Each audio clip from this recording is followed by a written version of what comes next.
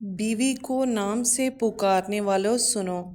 नबी करीम सल्लल्लाहु अलैहि वालैहि वसल्लम के पास एक सहाबी आया और अर्ज़ किया, या रसूल अल्लाह, क्या मैं अपनी बीवी को असल नाम से पुकार सकता हूँ या मेरी बीवी मुझे अपने नाम से पुकार सकती है? तो नबी करीम सल्लल्लाहु अलैहि वालैहि वसल्लम ने फरमाया, बिस्मिल्लाहिर्रहमानिर्रहीम। नाज़रीन, क्या औरत शौहर का नाम ले सकती है कि नहीं ले सकती? आज इसके बारे में मालूमात आपके सामने पेश करने जा रही हूँ। मोहतरम भाई और बहनों, किसी ने सवाल किया था कि क्या औरत अपने शौहर का नाम ले सकती है कि नहीं, या मुन्ने का अब्बा ही कहेगी। कुछ चीज़ें ऐसी हैं जिनका ताल्लुक़ बराह रास्त कुरान और हदीस से नहीं, बल्कि उनका ताल्लुक़ हमारे कल्चर से है। मिसाल के तौर पर आपसे अगर कोई ये कहता है, किसी मुफ्ती से कोई आकर पूछे, क्या मैं कमीज़ उतार कर नमाज पढ़ सकता हूँ? तो मुफ्ती साहब अगर अक्लमंद होगा तो वो कहेगा कि कमीज़ उतार कर नमाज ना पढ़ें, ये बेअदबी है। अब आप कहेंगे कि हदीस का हवाला दो, तो सही बुखारी की हदीस है। जाबर बिन अब्दुल्ला रज़ी अल्लाह ताला अन्हो बग़ैर कमीज़ के नमाज पढ़ रहे थे। किसी ने पूछा, इस तरह नमाज हो जाती है, आप क्यों पढ़ रहे हैं ऐसे? फरमाया, मैं इसलिए पढ़ रहा हूँ ताकि तेरे जैसा अहमक मुझे देखकर सवाल करे कि ऐसा क्यों कर रहे हो। फिर कहा, नबी सल्लल्लाहु अलैहि वसल्लम के दौर में हमें दो जोड़े मुयस्सर नहीं होते थे, अज़ार है तो कमीज़ नहीं। बाज़ औक़ात ऐसे ही पढ़ते थे। अब बुखारी की हदीस से तो पता चल रहा है कि कमीज़ उतार कर नमाज पढ़ना क्या है। जाबर बिन अब्दुल्ला बाकायदा ये अमल करके दिखा रहे हैं ताकि जो एतराज़ करे उस पर हमाकत का भी फतवा लगा रहे। अब आप ये हदीस का हवाला देकर लोगों को कमीज़ उतरवा दें, ये अक्लमंदी का काम नहीं होगा, ये पागल होने की अलामत होगी।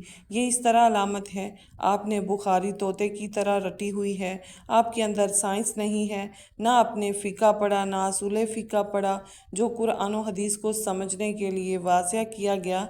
भाई, इस ज़माने में जब चूँकि सहाबा को जोड़े मुयस्सर नहीं थे, जब कमीज़ उतार कर नमाज पढ़ना बेअदबी नहीं समझा जाता था, तो वो तो कल्चर का हिस्सा था, गरीब लोग थे।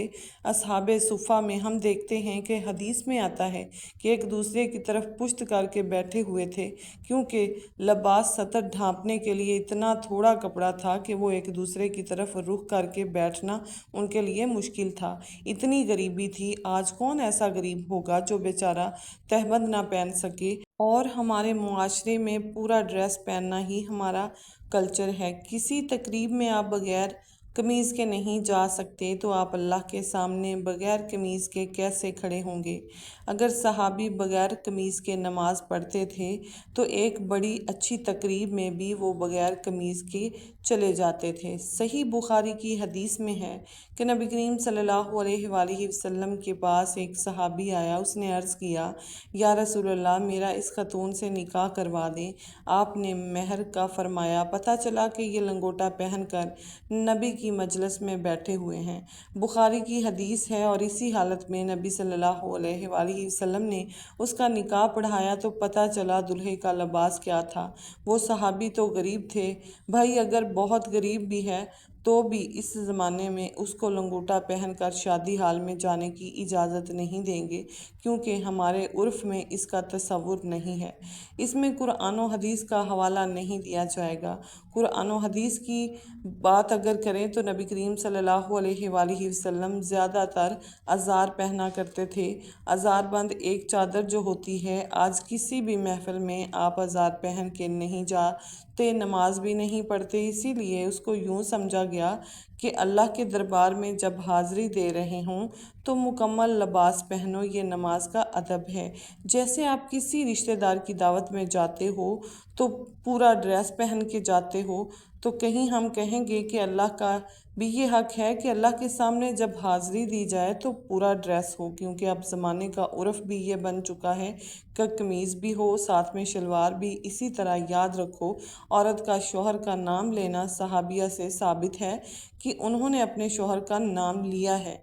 लेकिन उन्होंने बहुत सारे हमारे कल्चर्स में इलाके ऐसे हैं, कौमें ऐसी हैं जिनमें औरत के लिए शौहर का नाम लेना बेअदबी समझा जाता है, और अगर नाम लेंगी तो ये समझा जाएगा जाएगा कि वो बेअदब है। आप ये देखो, हम ये कहते हैं कि नबी सल्लल्लाहु अलैहि वसल्लम ने फरमाया, क्या कहते हैं, फरमाया किसी सहाबा ने फरमाने का लफ्ज़ आपके लिए इस्तेमाल नहीं किया, लेकिन हमारे उर्फ़ में ये कहना कि नबी ने कहा उसको अदब के ख़िलाफ़ समझा जाता है। हम में से अगर कोई कहता है अब्दुल्ला बिन मसूद ने यूँ कहा, अब्दुल्ला बिन उमर ने यूँ कहा, तो भाई हम तो ये कहते हैं किसी सहाबी का नाम आए आखिर में रज़ी अल्लाह ताला अन्हो भी लगाओ। कोई कहे बुखारी से दिखाओ सहाबा का अदब करना कहाँ से लाजिम है, तो बुखारी मुस्लिम से साबित है। शौहर बीवी पर लाजिम है कि वो शौहर का अदब करे। अदब क्या होगा, तरीका क्या होगा, ये बुखारी मुस्लिम नहीं बताएगी, ये आपको आपका कल्चर बताएगा। उम्महातुल मोमिनीन भी रसूलुल्लाह सल्लल्लाहु अलैहि वसल्लम का नाम नहीं लेती थी। कभी हदीस में आता है कि ज़ौजा ने कहा मोहम्मद आप कह सकते हैं, इसीलिए नाम नहीं लेती थी। नाम लेना अदब के ख़िलाफ़ है। वो तो नबी थे और कुरान ने उनका नाम लेने से मना किया कि ऐसे मत पुकारो जैसे दोस्तों को पुकारते हो। इससे इतनी बात तो साबित होती है कि नाम लेना बेअदबी समझा जाता था। तो जिस कौम में नहीं समझा जाएगा वो नाम लेंगे, जिस कौम में समझा जाएगा वो नाम ना ले। आसान मिसाल बताती हूँ, देखो अल्लाह ने जो पर्दा औरत पर फ़र्ज़ किया, सगे से पर्दा नहीं फरमाया। ऐसा है सगे भाई से पर्दा फ़र्ज़ नहीं किया गया। सगे भाई के सामने औरत अपनी कलाइयाँ खोल सकती है, अपनी पिंडलियाँ खोल सकती, यानी उनका पर्दा नहीं है। सर के बाल देख सकती है, उसका पर्दा नहीं है। लेकिन शरीफ ख़ानदानों में इसको भी मायूब समझा जाता है और शरीयत ने भी इसको मायूब समझने पर पाबंदी नहीं लगाई। किसी भी अच्छे ख़ानदान में कभी ऐसा नहीं होता कि लड़की घुटनों तक स्कार्फ पहने कि भाई के सामने बैठ जाए। अच्छे ख़ानदान में हमने देखा है कि जो उनकी बेटियां हैं जब बाप के सामने बैठती हैं तो सर पे दुपट्टा लेती हैं, क्योंकि उर्फ़ आम में इसको अच्छा समझा जाता है। तो अदब का ताल्लुक़ बहुत हद तक कल्चर से है, बहुत हद तक उर्फ़ आम से है। औरत अपने शौहर का नाम ले या ना ले, शरीयत ने इसमें दोनों चीज़ें रखी हैं, ले भी सकती है और नहीं भी। शरीयत ने ये कहा है अदब करो, किसी कौम में अदब के ख़िलाफ़ नहीं समझा जा रहा तो वो नाम ना ले। अदब के ख़िलाफ़ नहीं समझा जा रहा तो वो नाम ले। वो नाम क्यों नहीं ले सकती, इसमें कोई बुराई नहीं है। हम इसको इसलिए प्रमोट करते हैं कि इस कल्चर को नाम लेने वाली शरीयत में शौहर का बहुत एहतराम है, जो आजकल ख़त्म होते जा रहे हैं। कुछ थोड़े बहुत तमीज़ बाकी है तो उसको बाकी रहने दो। इसकी वजह से थोड़ा सा शौहर का एहतराम रहेगा, यानी जो नताइज इस पर मुरतब होते हैं वो अच्छे मुरतब होंगे। शरीयत ने अब्बा के सामने बेटी को दुपट्टा लेने का हुक्म नहीं दिया, मगर पाबंदी भी नहीं लगाई। तो जब दोनों रास्ते हैं तो हम कहेंगे शरीयत के मजाज से ज़्यादा करीब किया जाए। दुपट्टा लेना या ना लेना मजाज के करीब है, उसमें बाप का एहतराम है, हया है, और शरीयत मुआशरे में हया को फ़रोग़ देना चाहती है। तो ये चीज़ें हया के ज़्यादा करीब हो जाती हैं। क्या किया जाए, जो हया से दूर होगी उसकी हौसला शिकनी की जाए और उस पर बुखारी मुस्लिम के हवाले मांगने वाले और उस पर बुखारी मुस्लिम के हवाले जो मांगते हैं, जहालत का फतवा लगाते हैं। जो औरतें शौहर का नाम लेती हैं उससे गुनाह होता है। बीवी को भी इज़्ज़त देनी चाहिए, उसका भी एहतराम करना चाहिए, लेकिन कुरान के मुताबिक औरत का दर्जा शौहर से एक दर्जा कम है। इसमें क्या हिकमतें हैं, लेकिन अल्लाह ताला ने बता दिया। इसका मतलब ये नहीं कि आप तौहीन करना शुरू कर दें।